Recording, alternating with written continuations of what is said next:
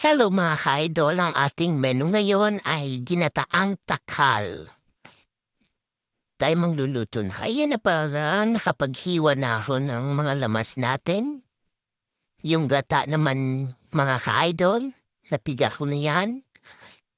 Yan, iniinit ko na yung lana. Yun, nilalagay na natin yung bawang.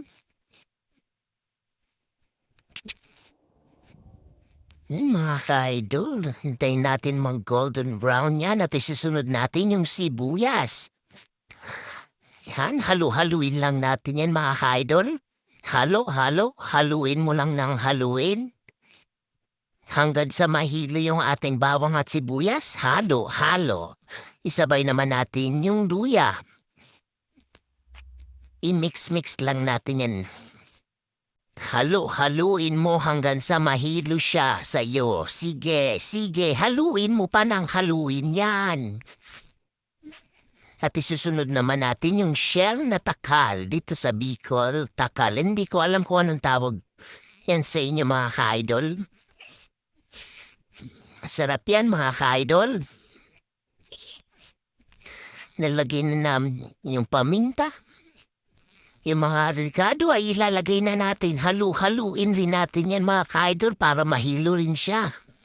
Katulad nung nagbibideo, nahihilo na. Ayun, ilalagay naman natin ng toyo. Yung soy sauce natin ay ilalagay na natin. Yun, kumukulo na siya. Nilagyan ko pala siya ng konting suka. Halo. Hanggang sa mahilo yung mga ingredients natin mga ka-idol. Sunod naman natin ilagay yung sili mga ka-idol.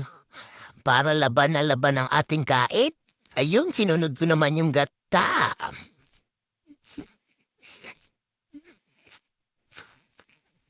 Ayan na.